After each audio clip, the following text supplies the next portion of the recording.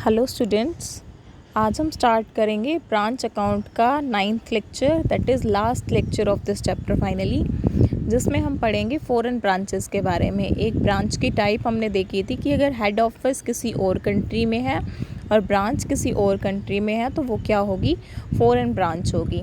तो उसके अकाउंट्स कैसे बनाएंगे, देखिए एक डिफरेंस कहाँ अराइज होगा कि करेंसी के अंदर। इंडियन करेंसी रुपीज़ है, बाहर की करेंसीज दूसरी हैं, कहीं डॉलर है कहीं यूरो है, तो वैल्यूज़ दोनों की अलग अलग हैं।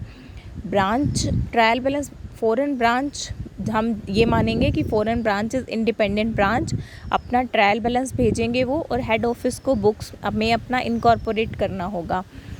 तो फॉरेन ब्रांच जो ट्रायल बैलेंस भेजेगी उसको कन्वर्ट करना पड़ेगा डोमेस्टिक करेंसी के अंदर। मान लो इंडिया की फॉरेन ब्रांच है यूएस में, तो वो ब्रांच अकाउंट्स भेजेगी डॉलर्स के अंदर, डॉलर्स की वैल्यूज़ होंगी। तो वो अकाउंट्स जब इंडिया में आएंगे तो पहले कन्वर्ज़न करना होगा ट्रायल बैलेंस का, डॉलर की वैल्यूज़ को रुपीज़ में कन्वर्ट करना होगा और उसके बाद एज़ यूजुअल जो हम P&L बनाते हैं वो बनाएंगे और बैलेंस शीट बनाएंगे। क्या होगा और कन्वर्ज़न के टाइम पे क्या होगा, कुछ एक चीज़ें ऐसी, अब रेट जो है वो चेंज होते रहते हैं। एक होता है फिक्स्ड रेट ऑफ एक्सचेंज, एक होता है फ्लक्चुएटिंग रेट ऑफ एक्सचेंज। अगर दो ऐसी कंट्रीज़ के बीच में है ब्रांचेस की उनके फॉरेन एक्सचेंजेस की वैल्यूज़ ज़्यादा चेंज नहीं होती हैं, ऑलमोस्ट सेम रहती हैं, तो फिक्स्ड रेट ऑफ एक्सचेंज चलेगा, उसके अंदर कोई चेंज करने की ज़रूरत नहीं है, एक ही रेट से रहेगा। फ्लक्चुएटिंग रेट कब यूज़ होगा, जब कंट्रीज़ के बीच में जो करेंसीज़ की वैल्यूज़ ज़्यादा चेंज होती रहती हैं, बहुत ज़्यादा फ्लक्चुएट होती हैं, तो एक fluctuating rate of exchange use होगा। तो फ्लक्चुएटिंग रेट में आता है कि कुछ एक चीज़ें हम ओपनिंग जो वैल्यू होगा करेंसी का उस एक्सचेंज रेट पे करेंगे, कुछ एक आइटम्स हम क्लोजिंग रेट ऑफ एक्सचेंज पे करेंगे और कुछ आइटम्स के लिए हम एवरेज रेट ऑफ एक्सचेंज लेकर के चलेंगे। देखिए फिक्स्ड असेट्स जो हैं, फिक्स्ड असेट्स को हम किस वैल्यू पे करेंगे, अगर परचेज़ का टाइम दे रखा है तो परचेज़ की डेट पे जो रेट था उसके ऊपर, और अगर नहीं दे रखा तो ओपनिंग रेट के ऊपर।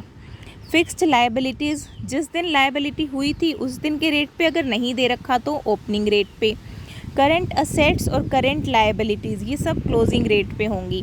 Cash, bills, receivables, debtors, closing stock, prepaid expenses और current liabilities, bank overdraft, payables, creditors, outstanding expenses, ये सब क्लोजिंग रेट पे हमने करना है।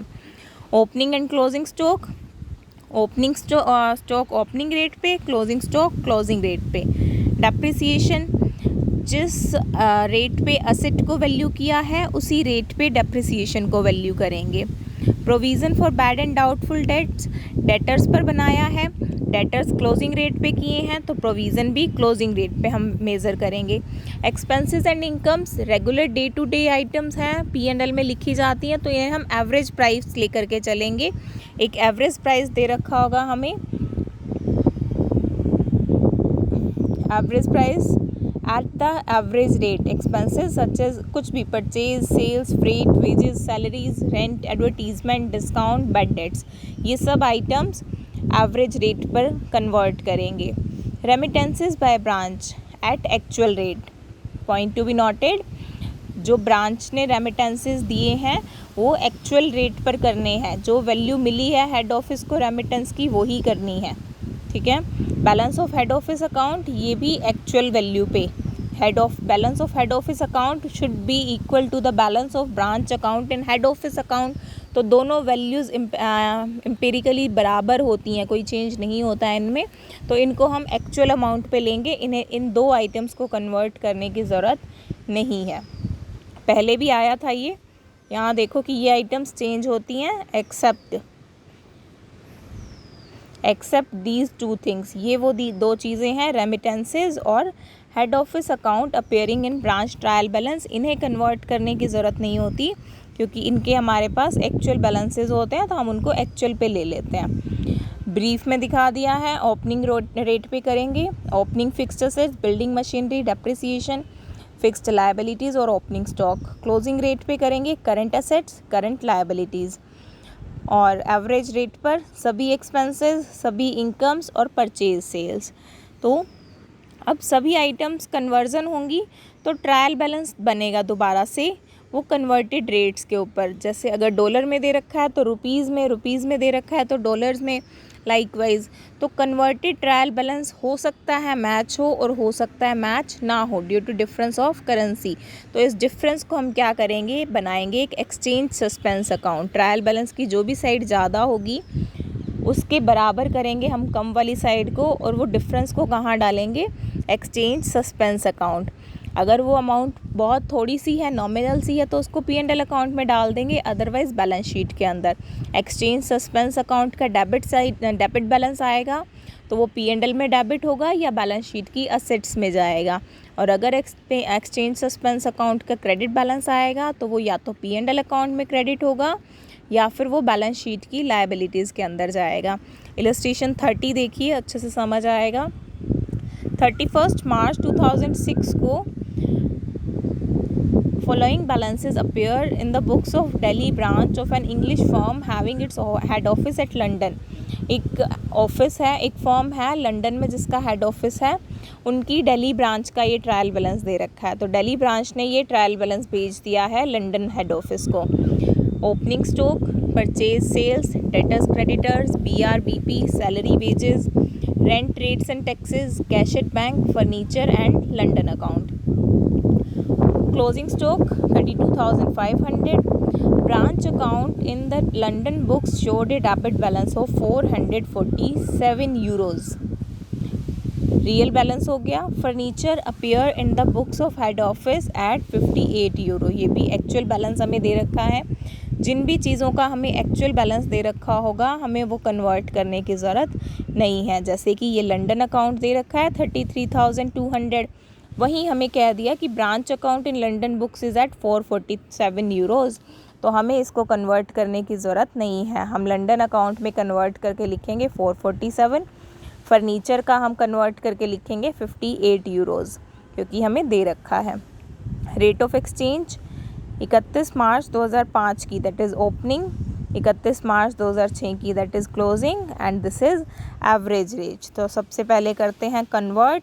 ट्रायल बैलेंस कन्वर्ट करना शुरू किया। पहली आइटम था ओपनिंग स्टॉक, ओपनिंग स्टॉक को करते हैं हम ओपनिंग रेट पे। यहाँ पे हम बनाएंगे, यहाँ ट्रायल बैलेंस के अंदर एक कॉलम और जुड़ेगा, that will be rate of exchange, कि हमने स्टॉक को कौन से रेट पे किया है। स्टॉक की वैल्यू थी 12,600, डॉलर्स के अंदर यूरोज़ के अंदर करने के लिए हमने क्या कर दिया, 12,600 डिवाइडेड बाय 84, ये आया 150 यूरो। परचेज़ एंड सेल कौन सी वैल्यू पे करना है हमने इनको, एवरेज वैल्यू पे 72 से किया। डेटर्स क्रेडिटर्स क्लोजिंग वैल्यू पे किया, करेंट असेट्स हैं। BRBP करेंट असेट्स हैं, करेंट लायबिलिटीज़ हैं, क्लोजिंग रेट पे। Salary wages rent rates and taxes दोनों को एवरेज रेट पर करेंगे। Cash at bank closing rate पे। फर्नीचर का दे रखा था, लंदन हेड ऑफिस का दे रखा था। इतना काम करने के बाद में हम टोटल करेंगे क्रेडिट का और डेबिट का। पता चला क्रेडिट साइड ज़्यादा है, डेबिट साइड कम है, बैलेंस चला जाएगा एक्सचेंज सस्पेंस अकाउंट के अंदर और ये ट्रायल बैलेंस मैच हो जाएगा। अब इस ट्रायल बैलेंस के बेसिस पे हमने बनाना है ब्रांच का ट्रेडिंग एंड P&L अकाउंट और बैलेंस शीट। इन सब वैल्यूज़ के बेसिस पर ये सारा काम हम कर ही सकते हैं। Branch trading and P&L account, यहाँ पर ध्यान से लिखना होगा अमाउंट इन यूरोज़। अब रुपीज़ मत लिख देना, अमाउंट इन यूरोज़ है। तो जो हेड ऑफिस की करेंसी होगी उस करेंसी के अंदर हमें अकाउंट्स, फाइनल अकाउंट्स बनाने हैं। Opening stock, sales, closing stock, purchase, ये आया ग्रॉस प्रॉफिट। ग्रॉस प्रॉफिट से निकाला हमने नेट प्रॉफिट, बैलेंस शीट बनाई और इस तरह से हमारा बैलेंस शीट, एक्सचेंज सस्पेंस का डेबिट बैलेंस था, असेट साइड में लिख दिया, बैलेंस शीट कंप्लीट। इलस्ट्रेशन 31 देखिए, इंडियन कंपनी की ब्रांच है वाशिंगटन में। तो अब हेड ऑफिस इंडिया का है, हेड ऑफिस की करेंसी है रुपीज़। वाशिंगटन में ब्रांच है, उनकी करेंसी है डॉलर, तो ट्रायल बैलेंस उन्होंने भेजा है डॉलर्स के अंदर। ट्रायल बैलेंस दे रखा है। Plant and machinery, furniture and fixtures, opening stock, purchase, sale, goods from Indian company, remittances कह सकते हैं आप इसको, goods from Indian company, wages, carriage inward, salaries and rent rates and taxes. After that insurance, trade expenses, head office account, trade debtors and creditors, cash in bank and cash in hand. इन सब values को हमें पहले convert करना होगा head office की currency के अंदर। जो डॉलर में वैल्यू दे रखी है हम उसको कन्वर्ट करेंगे इंडियन करेंसी के अंदर। एडिशनल इन्फॉर्मेशन पढ़िए पहले। Outstanding wages, depreciation, head office sends goods to branch for ₹39,40,000। Goods from head office कितना दे रखा था, $80,000। यहाँ पर दे रखा है head office sends goods to branch for this value, तो इसको हमें कन्वर्ट करने की ज़रूरत नहीं है, हम ये वैल्यू लिख देंगे। इसी तरह से head office shows an amount of 43 lakh due from branch, मतलब कि हेड ऑफिस की बुक्स के अंदर ब्रांच अकाउंट का बैलेंस है 43 लाख, ब्रांच की बुक्स के अंदर हेड ऑफिस का अकाउंट है $1,14,000। तो हमें इसको कन्वर्ट करने की ज़रूरत नहीं है, हम ये एक्चुअल वैल्यू को यूज़ करेंगे। क्लोजिंग स्टॉक दे रखा है, कोई इन ट्रांजिट आइटम नहीं है। 1 मार्च 2001 को जब फिक्स्ड असेट्स खरीदी थी तो रेट ऑफ एक्सचेंज था $38 to 1, मतलब फिक्स्ड असेट्स को कन्वर्ट करने के लिए हम क्या रेट यूज़ करेंगे, ₹38 to $1 का। नेक्स्ट क्या करेंगे हम, 1 अप्रैल का रेट दे दिया, that is opening rate, this is closing rate and this is average rate. हमें ट्रायल बैलेंस बनाना है एडजस्टमेंट 1 to 4 को ध्यान रख के और कन्वर्ट करके। उसके बाद ट्रेडिंग एंड P&L अकाउंट और फाइनली बैलेंस शीट बनाना है। देखिए पहले तो एडजस्टमेंट्स कैसे इनकॉर्पोरेट करनी है। आउटस्टैंडिंग वेजेस कितना दे रखा है 2000, आउटस्टैंडिंग ऐड करके हो जाएगा 3000। तो एक तो हम दिखा देंगे डेबिट साइड में वेजेस 3000 और लाइबिलिटीज़ में आउटस्टैंडिंग वेजेस आ जाएगा 1000। इसी तरह से डेप्रिसिएशन का एडजस्टमेंट करने के लिए हम डेप्रिसिएशन की वैल्यू निकालेंगे, ट्रायल बैलेंस की डेबिट साइड में डेप्रिसिएशन लिखेंगे, प्लांट एंड मशीनरी का भी और फर्नीचर एंड फिक्सचर्स का भी, और असेट्स की वैल्यू कम करके दिखा देंगे। 3rd और 4th काम कर चुके हैं डिस्कस। आगे देखिए कैसे इन्होंने ट्रायल बैलेंस को कन्वर्ट किया है। पहले तो कन्वर्ज़न वाला जो हमें डॉलर्स में दिया हुआ था उसी को ही कन्वर्ट कर लिया है, उसके बाद में उसको एक्सचेंज किया है। Plant and machinery less depreciation, furniture and fixtures less depreciation, यहाँ आ गया डेप्रिसिएशन और डेप्रिसिएशन। इसी तरह से वेजेस बढ़ा दिए, आउटस्टैंडिंग वेजेस लिख दिए हैं। आगे देखिए stock, opening stock opening rate पे, फर्नीचर एंड फिक्सचर्स जो हैं मतलब जो हमारी असेट्स थी उनका हमें रेट अलग से दे रखा था, क्या दे रखा था 38, तो उसी पे हमने लगाई हैं और डेप्रिसिएशन भी उसी रेट पे लगाएंगे। ओपनिंग रेट ऑफ एक्सचेंज है 39, क्लोजिंग है 40 और जो आपका एवरेज रेट है वो है 41। ओपनिंग स्टॉक को कन्वर्ट करने के लिए रेट यूज़ किया 39। अब क्या था $1 is equal to 39 rupees at that time, तो इसको हम मल्टीप्लाई करेंगे 56,000 इंटू 39, वैल्यू कम्स 21,84,000।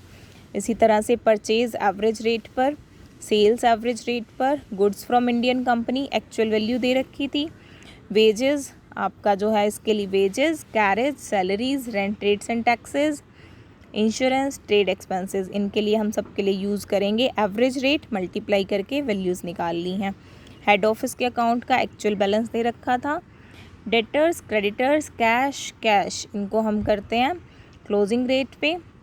ऐसा करके हमारा एक ट्रायल बैलेंस प्रिपेयर हो गया। डेबिट साइड का टोटल किया, क्रेडिट का किया, डेबिट का ज़्यादा आया, क्रेडिट का कम आया, डिफरेंस को लिखा हमने क्रेडिट साइड में, क्या बनाया एक्सचेंज सस्पेंस अकाउंट। इस सब के बेसिस पर हम इजीली बना सकते हैं। और क्लोजिंग स्टॉक का हमने यहाँ देख लिया, हमने क्लोजिंग स्टॉक ट्रायल बैलेंस में नहीं लिखना था तो नीचे हमने उसकी अलग से वैल्यू निकाल ली है। बस अब इस इंफॉर्मेशन के बेसिस पर हम trading and P&L account easily बना सकते हैं। एक्सचेंज सस्पेंस अकाउंट का जो बैलेंस आया था वो हमने बैलेंस शीट की लायबिलिटीज साइड में लिख दिया है। इलस्ट्रेशन 22 इसी तरह से है। Carlin and company head office है न्यूयॉर्क के अंदर, ब्रांच है मुंबई के अंदर। ब्रांच का ट्रायल बैलेंस दे रखा है रुपीज़ के अंदर। पहले इसको कन्वर्ट करेंगे, डॉलर्स में बदलेंगे, उसके बाद में हम आगे P&L अकाउंट बनाएंगे और बैलेंस शीट बनाएंगे। तो इस तरह से आपको ये करना है, try it and on your own. अगर कोई प्रॉब्लम आती है तो feel free to discuss with me on any social media platform. Thank you very much.